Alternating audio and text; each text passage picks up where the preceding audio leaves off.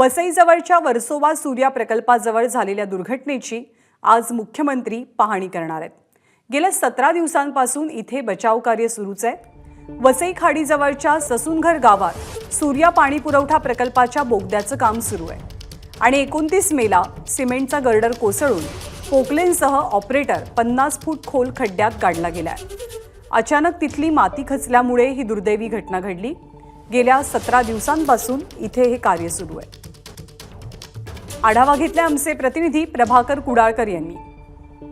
सूर्या प्रकल्पाच्या टनल बोगद्याच्या ठिकाणी झालेल्या दुर्घटनेप्रकरणी आता 17वा दिवस आहे आणि आज मुख्यमंत्री एकनाथ शिंदे यांचं पाहणी दौरा आहे। या संपूर्ण घटनेबाबत ही घटना कशी घडली आणि 17 दिवसात काय काय जो पोकलेनचा ऑपरेटर आहे तो अडकलेला आहे त्या संदर्भात काय उपाययोजना केली याची माहिती देण्यासाठी आपल्यासोबत पालघरचे जिल्हाधिकारी गोविंद बोडके सर आहेत। ही घटना जो प्रादेशिक पाणीपुरवठा योजना सूर्या प्रादेशिक पाणीपुरवठा योजना MMRD मार्फत जे राबवण्यात येत आहे त्याचा जे पाईपलाईनचं काम चालू होतं आणि इथून जे ठाणे क्रीक आहे ह्या ठाणे क्रीकमधून त्यांचा अंडरग्राऊंड टनेलचं काम चालू होणार होतं।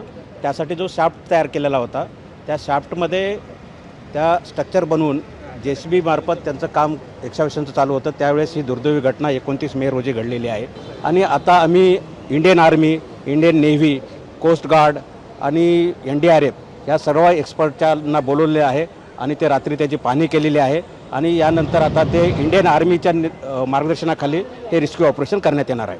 प्रभाकर कुडाळकर, ABP माझा, वसई वर्सोवा। ABP माझा, उघडा डोळे बघा नीट।